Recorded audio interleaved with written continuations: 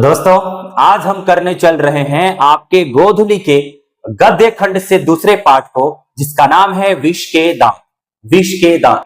इससे पहले वाले लेक्चर में हमने आपको इस टाइटल का अर्थ बताया था। विष के दांत इस टाइटल का अर्थ बताया था। बोला था कि लेखक साहब ने ये जो टाइटल का इस्तेमाल किया है वो अहंकारी, दुष्ट या कह लें आप कुव्यवहार को दिखाने के लिए किया हुआ है। इस पाठ के एक पात्र के ऊपर लेखक साहब ने इस टाइटल को या इस पाठ के नाम को चुना है, क्योंकि उस पात्र में यह स्वभाव है, अहंकारी दुष्ट स्वभाव है, कुव्यवहार है उस पात्र में। लेखक महोदय नलिन विलोचन शर्मा जी, जिनका परिचय हमने इसके पिछले वाले लेक्चर में लिया हुआ था, इसके पिछले वाली क्लास में लिया हुआ था, वो बताना चाहते हैं कि अगर एक बच्चे की परवरिश खराब तरीके से कर दी जाए, बुरे तरीके से कर दी जाए, उसके माता पिता उसकी परवरिश सही तरीके से ना करें, तो फिर परिणाम यही निकलेगा कि वो बच्चा अभद्र हो जाएगा, वो बच्चा अशिष्ट हो जाएगा, वो कुव्यवहार करने लग जाएगा, दुष्ट हो जाएगा। ठीक है भाई, आज इस पाठ में हम इस पूरी कहानी को बड़ी विस्तार से पढ़ने वाले हैं और समझने वाले हैं कि उस बच्चे की क्या गलती रही है या उसके माता पिता की परवरिश की क्या गलती रही है जिसकी वजह से उसका बच्चा ऐसा हो। ठीक है भाई, तो चलिए, बहुत ही मस्त चैप्टर है, बहुत ही कमाल का चैप्टर है और इस पाठ में बहुत ही गंभीर बातें की हुई हैं हमारे लेखक महोदय जी ने। आइए देखते हैं कि क्या क्या बातें हुई। विष के दांत। शुरुआत होती है सेन साहब से। सेन साहब जो हैं, पहले आप ये समझ लो सेन क्या होता है। सेन दरअसल एक टाइटल है। टाइटल बोले तो उपनाम। तो ये जो दरअसल सेन जो है वो एक टाइटल है, यानी उपनाम है। जैसे हमारे यहां जैसे बात होती है सिंह की, यादव की, हमारे यहां बात होती है पठान की, खान की, उसी तरह से बंगाल में बात होती है सेन की। तो दरअसल वहां के जो लोग होते हैं उनके किसी कम्युनिटी में, किसी समुदाय में, किसी समाज में सेन नाम का कोई टाइटल रहा हो। ठीक है जी। तो यहां पर सेन जो टाइटल है, तो वहीं से इनका नाम भी साहब करके पुकारे जाने लगा, क्योंकि ये एक मालिक है, एक बड़े सेठ है, धनी सेठ है, इसलिए इनके नाम के पीछे साहब लगा दिया गया। ये दरअसल उन लोगों के संबोधन को लेखक साहब ने दिखाया है जो इनको रेस्पेक्ट से पुकारते थे। अब चूंकि सेन जो है इनका उपनाम सेन, कोई नाम है फिर उसके बाद इनका उपनाम है सेन। जैसे हमारे यहाँ कोई नाम होता है और पीछे लगा होता है सिंह, कोई नाम होता है पीछे लगा होता है यादव, उसी तरह से ये कोई एक मुख्य नाम है, उसके नाम के पीछे लगा है ये सेन। लेकिन चूंकि ये साहब इसलिए कहलाने लग गए हैं क्योंकि ये एक धनी सेठ है, अमीर सेठ है। तो इनके यहाँ जो नौकर रहे होंगे, चाकर रहे होंगे, या जिन व्यक्तियों से ये चारों तरफ से घिरे रहे होंगे, सारे व्यक्ति इनका नाम थोड़ी रख के पुकारेंगे, तो इन्हें सेन साहब करके पुकारा करते थे। तो सेन साहब से ही ये फेमस हो गए। ठीक है भाई, तो बात है सेन साहब की। कहानी की शुरुआत होती है सेन साहब से। सेन साहब की नई मोटर कार आई है उस जमाने में सेन साहब की नई मोटर कार आई है। ठीक है जी, आज से 100 साल पहले की बात हो रही है। सेन साहब की नई मोटर कार आई है और वो कार कहां खड़ी है? बंगले के सामने बरसाती में खड़ी है। देखते हो ना यार, कोई जो मकान हुआ, ये मकान, अब मकान के सामने यहाँ पर शेड बना दिया जाता है, एक्सटेंशन कर दिया जाता है, यहाँ एक्सटेंड करके और ऐसे पिलर चारों तरफ से दे दिया जाता है और अंदर से पूरा खाली रहता है नीचे से। तो यहाँ पर पार्किंग वगैरह होती है, फिर यहाँ से आपकी सीढ़ी होती है, लोग अंदर जाते हैं घर में। तो उसी पार्किंग में, यानी उसी बरसाती में, ठीक है जी, सेन साहब की नई मोटर कार आई है और ये मोटर कार कहाँ खड़ी है? बंगले में। ध्यान दो भाई साहब, सेन साहब हैं, धनी सेठ है, तभी इनका बंगला है। कोई गरीब होते तो बंगला नहीं होता, झुग्गी झोपड़ी होती। कोई गरीब होते तो मकान होता। ठीक है जी, कोई गरीब होते तो मकान होता, बंगला नहीं होता। यहाँ बंगले की बात हो रही है। तो नई मोटर कार आई है और वो मोटर कार कहाँ खड़ी है? बंगले के सामने जो बरसाती बनी है उस बरसाती में। किस रंग की मोटर कार है भाई?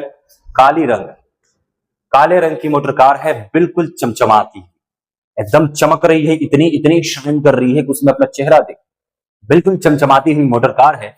और मोटर कार का जो मॉडल है उसका नाम है स्ट्रीमल एंड।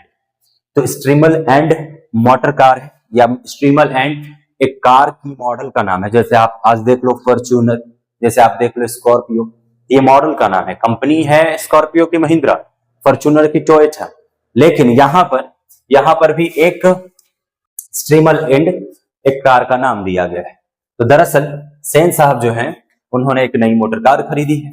ये मोटर कार उनकी बरसाती में खड़ी है, ठीक है जी। उनके बंगले के सामने जो बरसाती है पर पार्किंग है वहां पर खड़ी हुई है।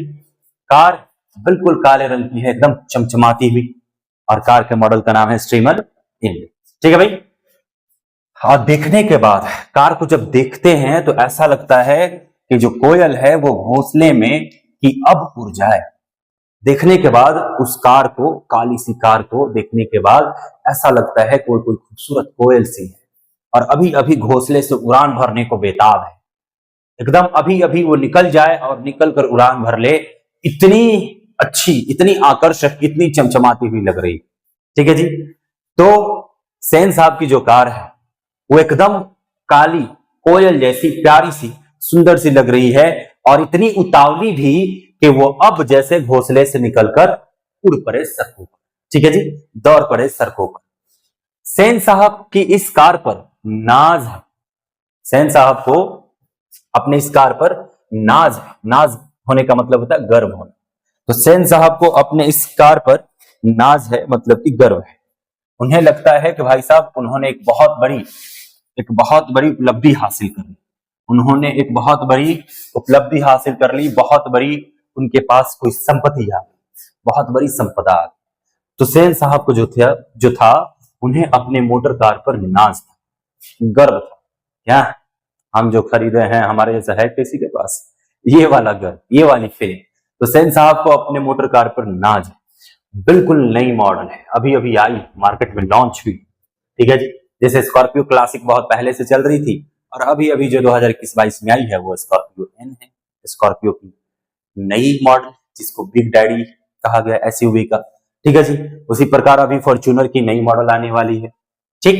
तो यहाँ पर और हाल ही में 1 साल पहले भी फॉर्च्यूनर की एक नई मॉडल आई थी, लीडर, लेजेंडर नहीं, लेजेंडर तो टॉप मॉडल है, उससे नीचे एक और मॉडल आई थी लीडर, उसके नीचे सिग्मा 4 है। तो भाई देखो इधर बिल्कुल नई मॉडल अभी अभी मार्केट में लॉन्च हुई है, और सेन साहब ने खरीदी है उसे कितने रुपए में भाई मेरे? 7,500, 7,500 में।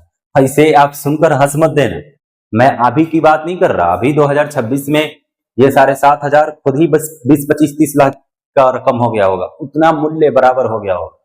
मैं आज से 100 साल पहले की बात कर रहा हूं। एक डेटा है हमारे पास, सरकारी डेटा, जिसमें बात होती है कि 1939 में जो 1 रुपया हुआ करता था ना, वो आज 2026 या 2025 का 100 रुपए के बराबर हुआ करता।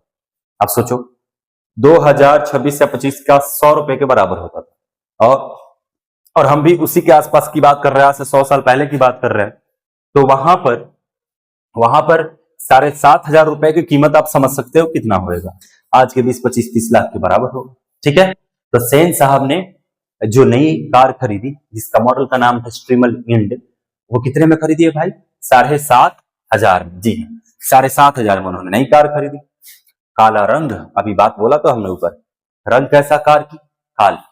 तो काला रंग और चमक ऐसी कि उसमें अपना, इतनी शाइनी है वो कार, उसका पेंट इतना चमकदार है कि जब उसके करीब जाओ तो पेंट से इतना चमक निकलता है, इतनी शाइन निकलती है कि आईने की तरह आपकी परछाई उसमें झलकने लग जाती है। इतनी चमचमा रही है, इतनी स्क्रैचलेस है, इतनी स्मूथ है कि आप जाकर उसमें अपना मुंह देख लो, इतनी चमचमा, इतनी नई है, इतनी चमचमा रही। कहीं पर एक धब्बा बोले तो दाग, कहीं पर एक दाग भी दिख जाए तो भाई साहब जो क्लीनर महोदय हैं ना, जो कार को साफ करने के लिए रखे गए हैं, जिनको काम है सुबह शाम पोछा मारना, तो अगर जरा भी धब्बा दिख जाए सेन साहब को, जरा भी दाग दिख जाए, धूल मिट्टी दिख जाए, तो जो क्लीनर महोदय हैं इनकी तो सामत आ जाएगी, इनकी तो मौत आ जाएगी, समझिए, ये वाली बात है। जो क्लीनर महोदय हैं और जो शॉफर महोदय हैं, शॉफर का मतलब होता है प्राइवेट ड्राइवर, यानी ऐसा ड्राइवर जो सिर्फ आपको अपने मंजिल तक पहुंचाए, आपको कार में बिठाकर जहां आप जाना चाहे वहां ले जाए, जहां से आप आना चाहे वहां से ले आए, और वो किसी और के लिए वो कार्य ना करे, सिर्फ आपके कार को चलाए। तो वैसे ड्राइवर को हम कहते हैं शॉफर। तो अगर जरा भी दाग धब्बा लग जाए भाई मेरे, तो समझो कि जो क्लीनर महोदय हैं यानी साफ करने वाले, और जो शॉफर महोदय हैं, शॉफर महोदय मतलब जो गाड़ी चलाने वाले, इन दोनों की समझो कि सामत आ जाएगी। सामत का मतलब हुआ मौत, काल। काल समझते हो, काल भी कहते हैं उसे। तो इन दोनों की समझिए कि सामत आ जाएगी। सामत आ जाएगी मतलब मौत आ जाएगी, काल आ जाएगी, इन दोनों पर आफत आ जाएगी। ठीक है। तो सेन साहब इतने ज्यादा अपने कार को लेकर स्ट्रिक्ट थे, अपने कार को लेकर इतने ज्यादा गंभीर थे। ठीक है, आगे देखते हैं। मेम साहब, अब यहां मेम साहब का इस्तेमाल किया गया है सेन साहब की पत्नी के रूप में। तो जो सेन साहब की पत्नी है, अभी तो बताया मैंने कि भाई साहब सेन साहब कोई धनी सेठ है, कोई बड़े आदमी है। अब बड़े आदमी है तो इनका जो नौकर है, क्लीनर है, जो इनका शोफर है, इनको तो सेन साहब ही कहेगा ना, और इनकी पत्नी का क्या नाम रख के पुकारेगा? नहीं, सेन साहब की पत्नी जो है वो मैम है, तो उन्हें मेम साहब करके पुकारते। ठीक है, ये कोई नाम नहीं है, ये पुकारने का, संबोधन करने का, इज्जतदार तरीके से, रेस्पेक्टफुल तरीके से किसी को संबोधित करने का यह दरअसल तरीका है। और ये इस नजरिए से लिखा है हमारे लेखक महोदय ने, ऐसे ऐसे उपनाम दिए हुए हमारे, या संबोधन के या पुकार के नाम दिए हुए हमारे लेखक महोदय, क्योंकि वो दिखाना चाहते हैं कि सेन साहब बड़ी अमीर आदमी हैं और उनके आसपास के जो लोग हैं गरीब हैं, और वो उन्हें इस तरह से कहकर पुकारते हैं। तो सेन साहब की जो पत्नी है जिनका नाम है मेम साहब, ये नाम नहीं है, पुकार का नाम। तो मेम साहब की सख्त मतलब कठोर, बिल्कुल स्ट्रिक्ट, तो सख्त ताकीद है यानी वार्निंग है, सख्त ताकीद है कि खोखा जो है, खोखा खोखी। देखो भाई मेरे, बंगाल में खोखा का इस्तेमाल करते हैं पुत्र के लिए और खोखी का इस्तेमाल करते हैं पुत्री के लिए। ठीक है जी। तो हमारे यहाँ जो बेटा बेटी होता है उसी को हम खोखा खोखी कह लेते हैं। ठीक, तो खोखा खोखी गाड़ी के पास फटकने ना पाए मतलब उधर जाते हुए आते हुए दिखाई ना पड़े, उधर उनके कदम ना निकल सके। ठीक है। तो मेम साहब ने भी, सेन साहब इतना प्यार करते अपनी कार से, उस पर एक धब्बा ना बर्दाश्त कर सके। तो ये छोटे छोटे जो बच्चे हैं खोखा खोखी, ये बच्चे तो भाई साहब बुद्धि नहीं होती ना इनकी, कुछ भी इसे ले अगर खुरच देंगे उसे तो सारा काम खराब। ठीक है जी। तो यहां पर जो मेम साहब है, सेन साहब की पत्नी जी, उन्होंने सख्त बोले तो बहुत कठोर वार्निंग दी है, ताकीद की है, हिदायत दी है। खोखा खोखी अगर उधर चला गया तो समझ लेना। किसको हिदायत दी? तो जो शॉफर हैं उनको हिदायत दी है, जो क्लीनर हैं उनको हिदायत दी गई है कि खोखा खोखी को उधर फटकने नहीं देना है। समझे? वो उधर आवे, इस बात का ध्यान रखना है कि वो उधर ना आ पावे। समझे? ठीक है भाई, यहां तक अगर समझ लिया आपने तो चलिए आगे बढ़ते हैं। अच्छा, यहां तक जो अभी बात की है हमने उसमें 2-3 बात भी याद रखना। अगर मैं यहां से ऑब्जेक्टिव क्वेश्चन निकालने की कोशिश करूं तो भी देख लो आप, हम यहां पर पहला क्वेश्चन निकाल सकते हैं कि सेन साहब की जो कार थी वो कौन से रंग की थी? तो आपका जवाब होगा, बोलो काले रंग की। बढ़िया। अच्छा, दूसरा क्वेश्चन हम निकाल सकते हैं कि सेन साहब ने अपनी कार कितने रुपए में खरीदी? तो जवाब होगा 7,500 रुपए में। अच्छा, आप बता सकते हो कि जो स्ट्रीमल एंड है वो क्या है? तो आप कहोगे सर ये कार का एक मॉडल है, नया मॉडल। ठीक है, तो यहां तक हमने समझ ली है। चले अब आगे चलते। सेन साहब के पास 5 लड़कियां हैं। ठीक है जी। तो सेन साहब खोखी, जो खोखा खोखी बोला गया ना, तो उसमें ये खोखी है। तो लड़कियां तो 5 बड़ी सुशील हैं, 5 ठहरों और 100 भी लड़कियां तहजीब और तमीज की तो जीती जागती मूरत रही। तो सेन साहब की कितनी लड़कियां भाई मेरे? 5 लड़कियां हैं सेन साहब की, और ये 5 की 5 बड़ी सुशील है मतलब बहुत अच्छी, और बहुत अच्छी हैं, संस्कारों से परिपूर्ण, जितना कहा जाता है उतना ही करती, उससे ज्यादा नहीं करती, अपनी हद में रहती। ठीक है। तो सेन साहब की 5 लड़कियां हैं और 5 बड़ी सुशील है। 5 ठहरी, वो भी लड़कियां, 5 लड़कियां, और 5 बड़ी सुशील और बहुत तहजीब करना मतलब इज्जत करने वाला। ठीक है जी। तो बहुत बहुत तहजीबगार हैं, बहुत संस्कारी हैं, बहुत संस्कारी हैं, बहुत तमीजदार हैं। तमीजदार का मतलब बहुत ही रेस्पेक्टफुल है, तो बहुत रेस्पेक्ट करती हैं और बहुत संस्कार से भरी हुई। समझ गए? तो जो सेन साहब की लड़कियां हैं 5 हैं, और पांचों की पांचों बड़ी सुशील, बहुत डिसिप्लिन, बहुत शांत स्वभाव की हैं, और उनमें तो तहजीब भरा है भाई साहब, पूरा संस्कार भरा है, साथ ही साथ तमीज, बहुत ही रेस्पेक्ट से वो बात करते हैं। उन्हें आप देखोगे तो वो आपको जीती जागती मूर्त दिखाई पड़ेगी, जीती जागती मूर्त, जीती जागती आपको एक प्रतिमा दिखाई पड़ेगी, एक मूर्ति दिखाई पड़ेगी। किस चीज की मूर्ति?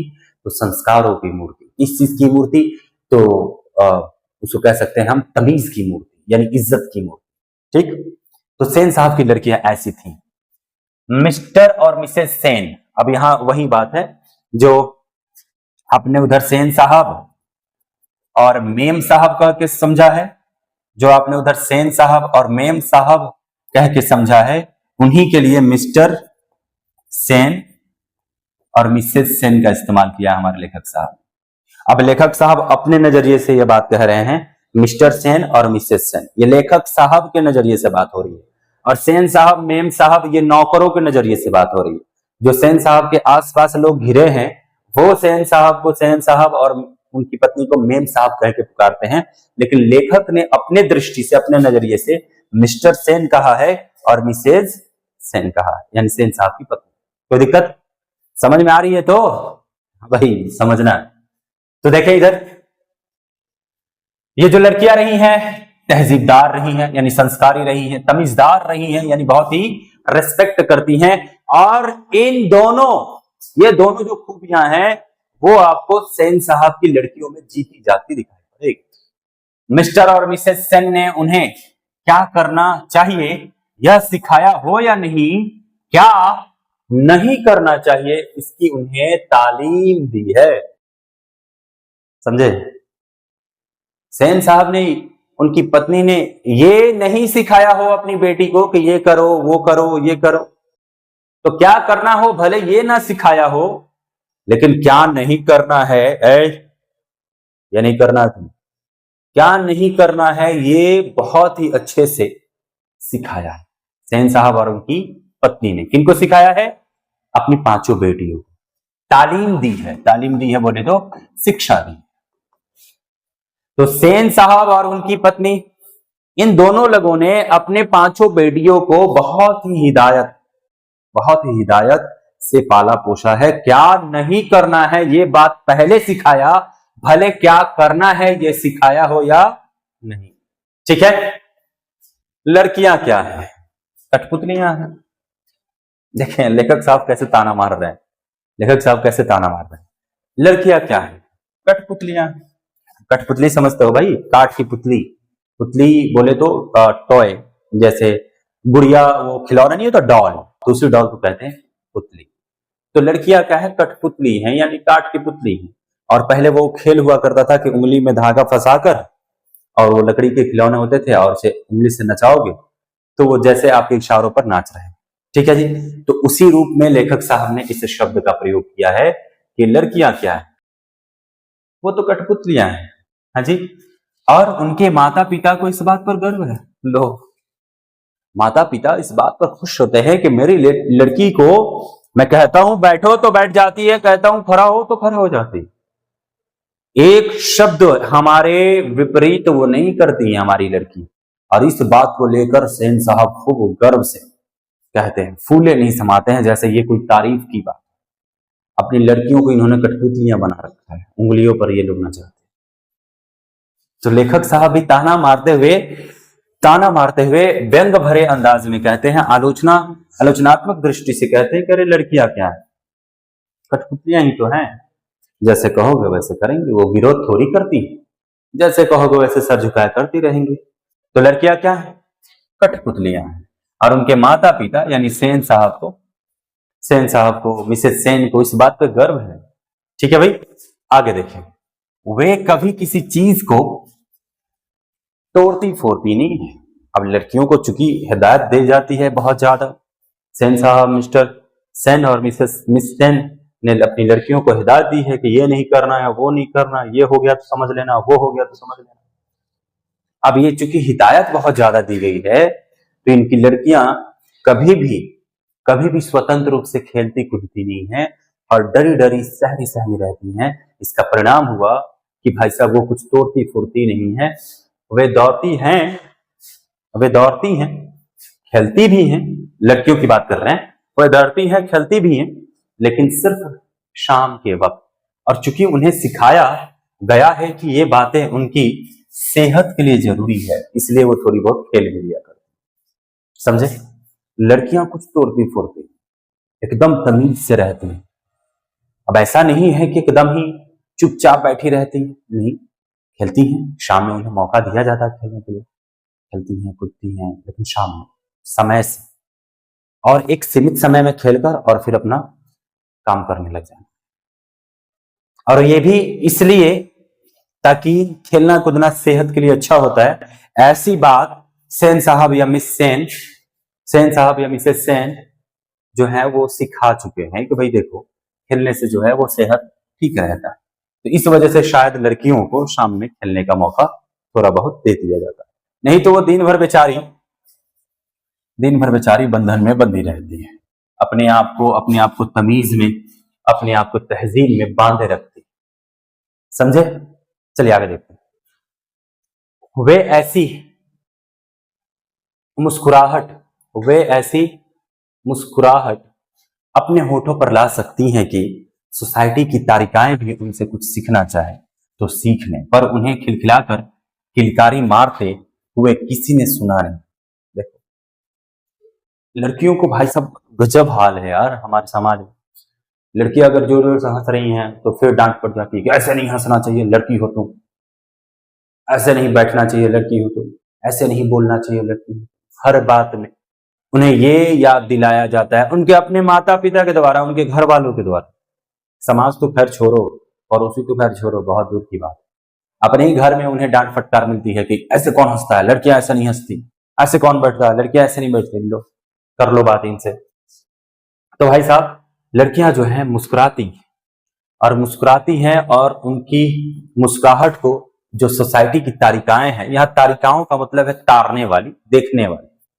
तो महिलाओं का स्वभाव तो आप जानते हो, लेखक साहब ने यहाँ महिलाओं के स्वभाव पर प्रकाश डाला है। महिलाओं का जो स्वभाव होता है वो बहुत ही मतलब कि दूसरों को देखते रहने का होता है, दूसरों से कंपेयर, तुलना करते रहने का होता है। महिलाएं जो हैं अपना छोड़कर बगल वाले को देखती है, क्या पहनी है, कैसे पहनी, अच्छा नहीं लग रहा। भैया तुम्हें क्या मतलब है, वो अपने पसंद से खरीदी है, वो अपने पसंद से पहन रही है, लेकिन तुम्हें नहीं पच रहा है, ना अच्छा नहीं लग रहा, कैसे चल रही है, कैसे बोल रही है। तो तुम नहीं बोलना जानती हो, इसका मतलब वो गलत बोलने लगे, है ना। तो ऐसी महिलाएं तो होती हैं हमारी। तो तारिकाओं से मतलब है, या तारिकाएं से मतलब है तारने वाली या देखने वाली, या हमेशा दूसरों को चक्कर में पड़े रहने वाली। तो लेखक महोदय कहते हैं कि भाई साहब, जो सोसाइटी मतलब पड़ोसी समझ लीजिए, पड़ोसी, आस पड़ोस के रहने वाले जो लोग हैं, उनको इन्होंने सोसाइटी से संबोधित किया है। ठीक है जी। हमारे गांव में पड़ोसी कहते हैं आमतौर पे, और शहरों में ये सोसाइटी हो जाया करती है कि शहरों में आप और आपके साथ बहुत सारे लोग रह रहे हैं, आपकी बिल्डिंग में, आपके पूरे एक मोहल्ले में, ठीक है जी, एक कॉलोनी में, तो वहां के लोग आपकी सोसाइटी हो जाती है। हालांकि गांव के लोगों को आप पड़ोसी आमतौर पे कह लेते हो, ठीक है जी। तो देखें जरा, लड़कियां हंसती हैं, लेकिन हंसती कम, मुस्कुराती ज्यादा हैं। वो अपने होठों पर मुस्कुराहट ले आती हैं, और जो तारिकाएं हैं सोसाइटी की, यानी जो महिलाएं हैं, अगर उनसे कुछ सीखना चाहें तो सीख सकती हैं कि वो कैसी मुस्कुराती हैं। ऐसा नहीं है कि लड़कियां खुश नहीं रहती, खुश रहती हैं, वो मुस्कुराती हैं। ठीक है जी। सेन साहब की लड़कियां खुश रहती हैं, मुस्कुराती हैं, लेकिन खिलखिलाकर, किलकारी मारकर, ठहाके मारकर नहीं हंसती। सेन साहब की लड़कियां मुस्कुराती, और ऐसी मुस्कुराती हैं कि जो सोसाइटी की महिलाएं हैं, तारिकाएं हैं, उनको सीख लेना चाहिए कि देखो भाई साहब, लड़कियों को कैसा हंसना चाहिए। ये सेन साहब की लड़कियां जो हैं वो हंस के दिखाती, मुस्कुरा के दिखाती हैं कि हाँ, ऐसे लड़कियों को हंसना चाहिए। हाँ जी, ये सेन साहब के अनुसार बताया जा रहा है, सेन साहब के अनुसार बताया जा रहा है कि लड़कियों को ऐसे ही हंसना चाहिए, लड़कियों को ऐसे ही बोलना चाहिए। तो सेन साहब को गर्व है कि उनकी लड़कियां जो हैं मुस्कुराकर रहती हैं, खिलखिलाकर हंसती नहीं है। सेन परिवार के मुलाकाती रस्म बोले तो रस्म कह सकते हैं। तो सेन परिवार के मुलाकाती रस्म के साथ अपने शरारती बच्चों से खींचकर कहते हैं, एक तुम लोग और मिसेस सेन की लड़कियां हैं। अबे फूल का गमला तोड़ने के लिए बना है, तुम लोगों के मारे घर में जो कुछ भी जो तुम लोगों के मारे घर में कुछ भी तो नहीं रह सकता। देखो, तो सेन साहब की लड़कियों को देखकर आसपास के जो लोग हैं वो मिसाल देते हैं। सेन साहब की जो लड़कियां हैं उनको देखकर आसपास के जो लोग हैं वो मिसाल देते हैं कि भाई साहब देखो, सेन साहब की लड़कियों से कुछ सीखो, तुम लोग बेहुदे हो। सेन साहब के जो पड़ोसी लोग हैं वो अपने बच्चों की तुलना सेन साहब के बच्चियों से करते हैं कि उनकी लड़कियों से तुम सीखो, इतनी तमीज से रहती, इतनी तहजीब से रहती, कभी नहीं देखा हंसते हुए, कभी नहीं देखा आलतू फालतू इधर उधर घूमते हुए। तुम लोग हो कि दिन भर इधर उधर घूमती रहती हो, तुम लोग हो कि हंसती रहती हो। सेन साहब की लड़कियों को देखो वो कितने अच्छे से रहती हैं, तुम लोग हो कि एकदम शरारती हो, तुम लोग की वजह से घर में कुछ बचता नहीं। अक्सर एक माता पिता दूसरे बच्चों की तुलना हमसे करने लग जाते हैं कि तुम्हारा अभी तक ये नहीं हुआ, उनके लड़कों को देखो वो कितने अच्छे हो गए। होता कि नहीं होता? बहुत बुरा लगता है दोस्त, जब आपकी तुलना किसी और से की जाती है और आप में कमी निकाली जाती है और सामने वाले की तारीफ पे तारीफ किए जाते हैं। हमारे माता पिता हमारी तारीफ नहीं करते, हमने चाहे कितना भी अच्छा काम किया वो हमारी तारीफ नहीं करते, बल्कि वो औरों की तारीफ करते हैं। ठीक है, देखिए यहाँ पे तो सेन परिवार के मुलाकाती रस्म के साथ अपने शरारती बच्चों से खींचकर कहते हैं कि एक तुम लोग हो और मिसेस सेन की लड़कियां हैं। अबे फूल का गमला तोड़ने के लिए बना है, तुम लोग तोड़ते रहते हो। सेन साहब के घर पे जो लोग मिलने आते हैं वो लोग भी अपने बच्चों की तुलना सेन साहब के बच्चों से करते हैं और कहते हैं कि सेन साहब के बच्चों को देखो कि वो कितने अच्छे से रहते हैं, कि तुम लोग बेहुदे हो। ठीक है जी, एक तुम लोग बेहुदे हो। आसपास के लोग भी जब सेन साहब की लड़कियों को देखते हैं तो वो तारीफ करते नहीं थकते हैं। तो सेन साहब के घर चाहे कोई मिलने आ जाए, रिश्तेदार परिवार, वो लोग भी अपने बच्चों की तुलना सेन साहब से करते हुए कहते हैं कि उनकी लड़कियों की तरह उनके बच्चों की तरह बन। या आसपास जो पड़ोसी है वो भी अपनी तुलना सेन साहब की लड़कियों से करते हैं, सेन साहब की लड़कियां की तारीफ करते हैं। ठीक है जी, आगे देखें।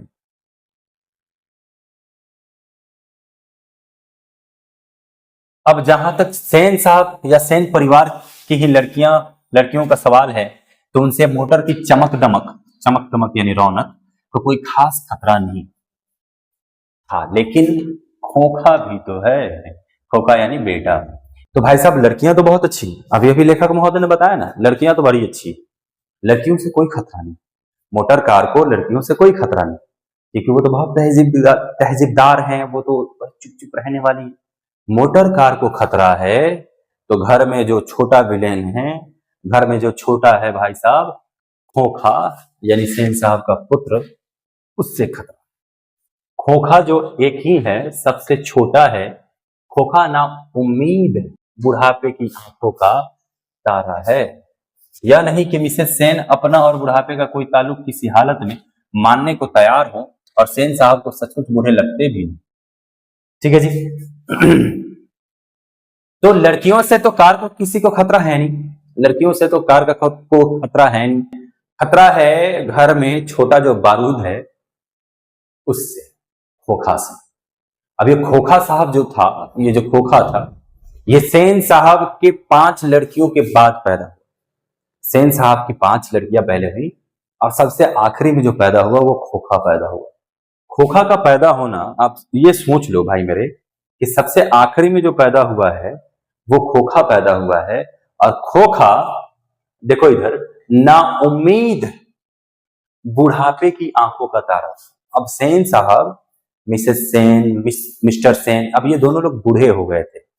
5 लड़कियों के जन्म के बाद सेन साहब और उनकी पत्नी लगभग बूढ़ी हो चुकी थी, अधेड़ हो चुके थे। इस उम्र में जाकर खोखा पैदा हुआ। अब देखो, ये ना उम्मीद वाली, इस समय बच्चे होने की संभावना नहीं होती,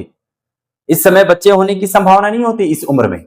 जिस उम्र में बच्चे होने की संभावना नहीं है, उस उम्र में चमत्कार सा पैदा हुआ खोखा, और उनकी नाउम्मीदी का एक आशा बन के उभरा। उनकी नाउम्मीदी का एक आशा बन के उभरा, नाउम्मीदी या नाउम्मीद बुढ़ापे में आंखों का तारा बनकर आया खोखा। ठीक है जी। हालांकि मिसेस सेन और मिस्टर सेन कभी ये मानते नहीं है कि वे लोग बूढ़े हो चुके हैं। मिसेस सेन तो और ना माने कि वे बूढ़े हो चुके हैं, मिस्टर सेन तो बूढ़े लगते भी नहीं। लेखक यहाँ पर फिर से व्यंग करते हैं, कटाक्ष करते हैं कि भाई जो खोखा है वो बुढ़ापे में पैदा हुआ, ऐसी उम्र में जब बच्चे पैदा नहीं होते। लेकिन 5 बच्चियों के बाद एक चमत्कार सा हुआ कि खोखा पैदा हो गया अधेड़ उम्र में। ठीक है जी। ये तो चमत्कार ही था, ये तो नाउमीदी में एक आशा का दीप था। तो खोखा पैदा हुआ, और इस उम्र में, बोले तो बुढ़ापे वाली उम्र में, जो कि मिसेस सेन नहीं मानती कि वो बूढ़ी हो चुकी हैं, या मिस्टर सेन तो बूढ़े दिखते भी नहीं। ठीक है जी। तो इस उम्र में जो बचवा है वो पैदा हुआ है।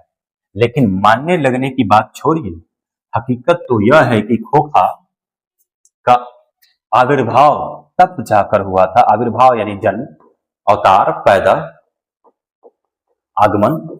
ठीक है जी। तो खोखा का आगमन तब हुआ था जब उसकी कोई उम्मीद दोनों को बाकी नहीं रह गई थी। सीधी बात है भैया, एक उम्र के बाद जो मनुष्य है वो अक्षम हो जाता है बच्चों को पैदा करने में। फिर उसके भीतर वो क्षमता नहीं रहती, प्रकृति उनसे वो क्षमता छीन लेती तो वो बच्चे पैदा कर सके। तो यहाँ पर हकीकत बात ये है कि जो खोखा है ना, जो खोखा है उसका जन्म तब हुआ जब सेन साहब को और उनकी पत्नी को कोई उम्मीद नहीं बचा था कि अब उनकी कोई औलाद होगी, या औलाद में भी विशेषकर बेटा हो। क्योंकि बेटे की चाहत में और बेटे के इंतजार में 5-5 बेटियां होंगी।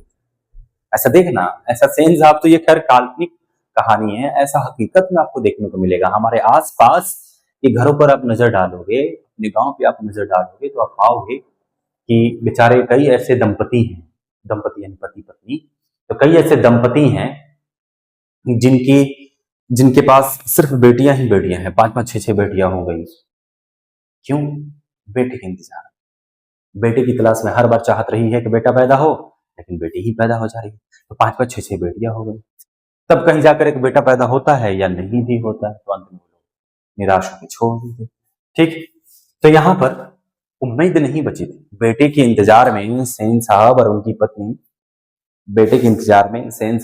पत्नी संतानें पैदा करते जा रहे थे, और ये 5 संतानें लड़कियां हो गई। अब उम्र भी इनकी ढल चुकी, अब कोई बच्चे की उम्मीद भी नहीं हो रही थी, और बच्चे में भी विशेषकर लड़के की उम्मीद भी नहीं थी इन लोगों को। लेकिन एक चमत्कार सा हुआ, खोखा जन्म लिया। खोखा जीवन के नियम का अपवाद था, बिल्कुल अपवाद था। अभी तो बताया ना कि एक उम्र ऐसी हो गई जिस समय प्रकृति आपसे वो क्षमता छीन लेती है कि आप बच्चे को पैदा कर सको। उस उम्र में जिस समय क्षमता छीन ली गई है, उस उम्र में जाकर एक बच्चे का पैदा होना ये अपने आप में एक चमत्कार से कम थोड़ी है। तो भाई साहब, जो प्राकृतिक नियम है या जो जीवन का नियम है, उस जीवन के नियम का अपवाद यानी उसका उल्लंघन करते हुए ये चमत्कार हुआ है कि खोखा पैदा हुआ है। ठीक। और यह अस्वाभाविक नहीं था कि वो घर के नियमों का भी अपवाद हो। समझे? तो भाई साहब, स्वाभाविक का मतलब होता है नेचुरल, मतलब जैसा होना चाहिए, और अस्वाभाविक का मतलब वो अननेचुरल यानी जैसा नहीं होना चाहिए। तो देखो जी, तो खोखा जो था वो जीवन के नियमों का अपवाद था। मतलब प्रकृति जो नियम का पालन कर रही है कि 45 वर्ष की उम्र तक, 40 वर्ष की उम्र तक एक पति पत्नी बच्चे को पैदा कर सकते हैं, उसके बाद वो पैदा करने के काबिल नहीं रहेंगे। तो एक तो ये लोग उस उम्र के पार भी जाकर इन्होंने बच्चे को पैदा कर दिया, खोखा को पैदा कर दिया, तो ये तो नियम का अपवाद हो ही गया, प्रकृति के नियम का अपवाद। और यह अस्वाभाविक नहीं था कि वह घर के नियमों का भी अपवाद हो। और अब एक बात बता दो, जब वो भाई साहब प्रकृति के नियम का अपवाद है, तो क्या ये जरूरी है कि वो घर का भी नियम को माने? जरूरी है कि घर के नियम को भी माने कि उसका भी अपवाद हो जाएगा? तो उसका भी अपवाद हो गया। मतलब जहां सारी लड़कियों को बात मानना था कि मोटर कार के पास नहीं जाना है, क्या इस पर वो नियम काम करेगा? नहीं करने वाला है। इस तरह मोटर को कोई खतरा हो सकता था तो वो खोखा से ही हो सकता था, क्योंकि भाई साहब लड़कियों को जो नियम सिखा दी गई थी कि नहीं जाना है गाड़ी के पास, तो वो नहीं जाए। लेकिन खोखा जो था भाई साहब, वो घर के नियमों का अपवाद था, तो उसे उसे कोई रोक भी नहीं पा रहा था कि भैया तुम गाड़ी के पास नहीं जा सकते हो। चलिए देखिए आगे। तो बात ऐसी थी कि सेन साहब की जो 5 लड़कियां हैं, उनमें से सीमा सबसे बड़ी है, फिर रजनी है, फिर आलो है, शिफाली है, फिर आरती। ऐसे करके 5 लड़की है सेन साहब की। ठीक है, 5 के नाम इधर दिए गए हैं, याद रखिएगा, ऑब्जेक्टिव में पूछा है। क्या नाम है भाई, मेरे साथ दोहराओ एक बार। सीमा, रजनी, आलो, शिफाली, आरती। ये 5 लड़कियां हैं।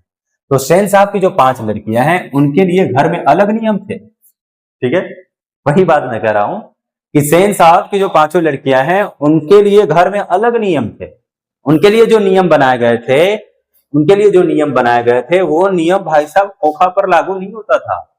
वो नियम खोखा पर अपवाद था। नियम खोखा नहीं मानेगा, वो जो लड़कियों पर लागू थे। तो घर में जो नियम बनाए गए थे, वो लड़कियों के लिए अलग तरीके से बनाए गए थे।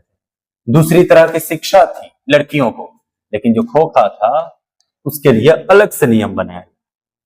घर में कैसे रहना है, हमारे घर में भी ये नियम होता है। लड़कियों को कैसे रहना है, लड़कों को कैसे रहना है।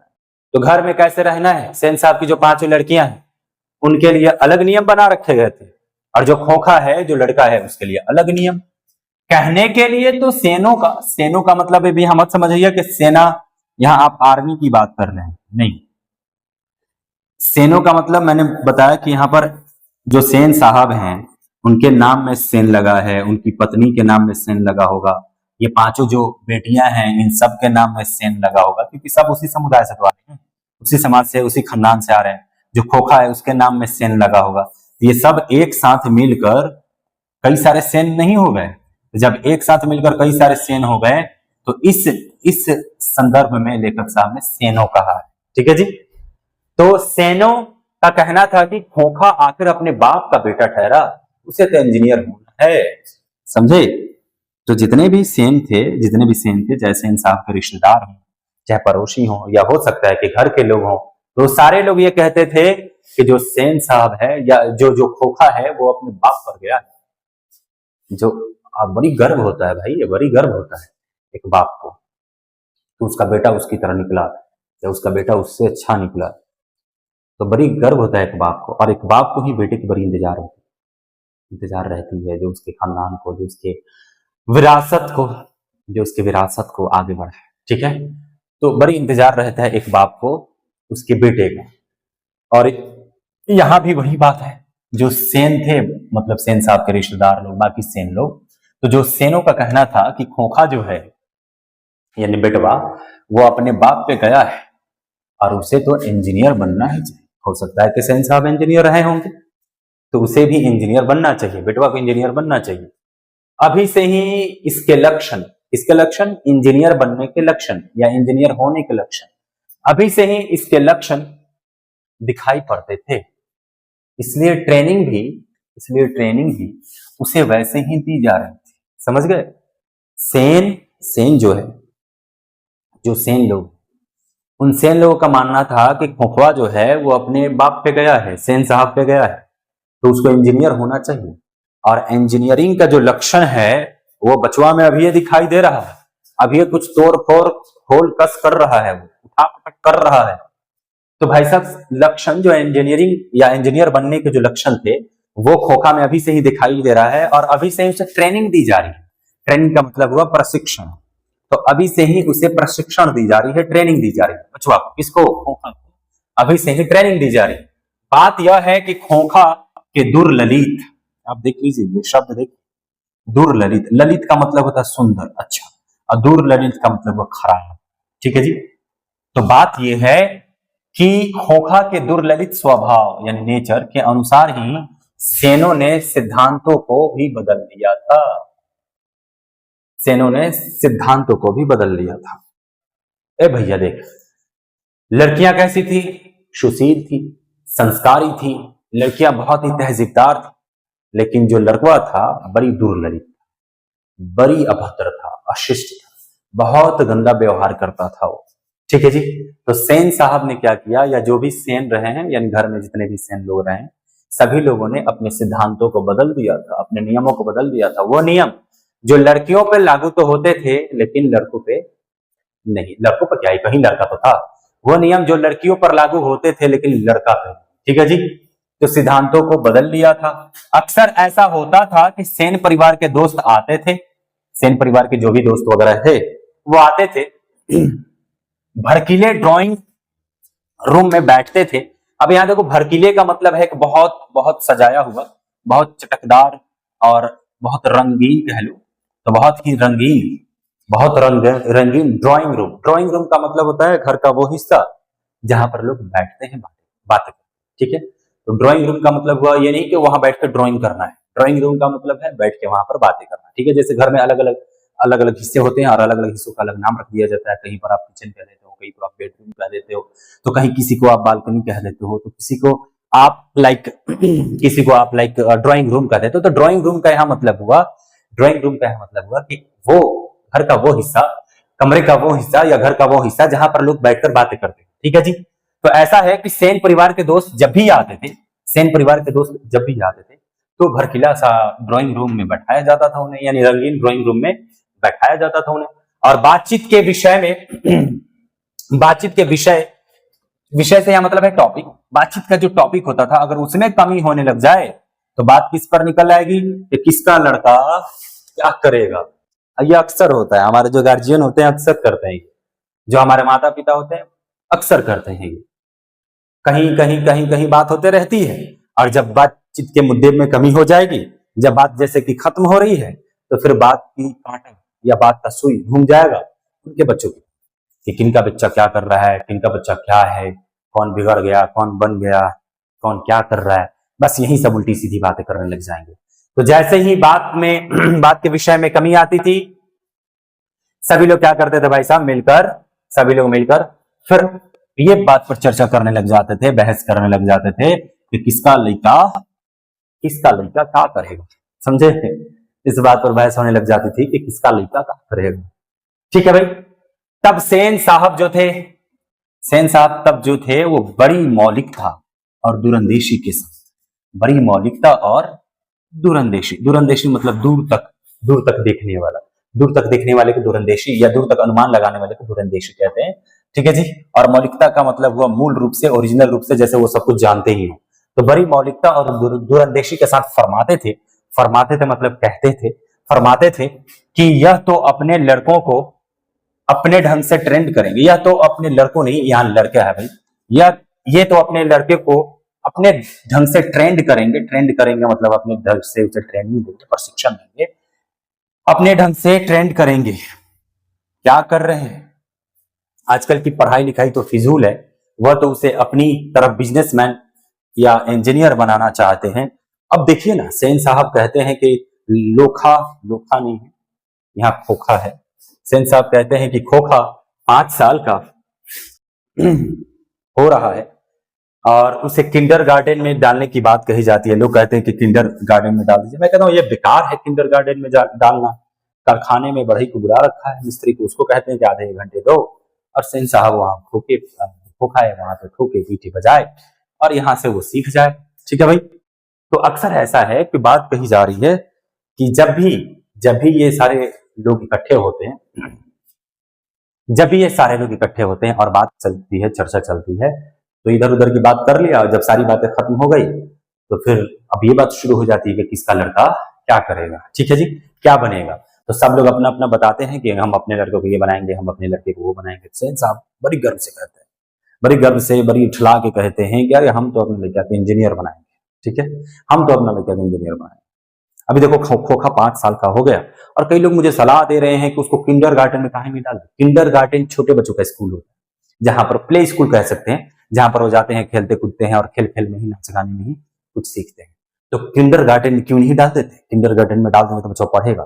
ए भाई साहब, फिजूल की बात है, वो बेकार की बात है। किंडर गार्डन में डालेंगे हम अपने बच्चे को, इंजीनियर बनाना है उसको, अभी से ही बढ़ई को बुलाते हैं, 1 घंटा 2 घंटा उससे ट्रेनिंग दिवाते हैं, ठोक पीट बजाने का, सीखने का, कला सिखाने का हम अपने बच्चे को ट्रेनिंग देते हैं। ऐसा सेन साहब कहते हैं, ठीक है जी। अगले पैराग्राफ पे चलते हैं।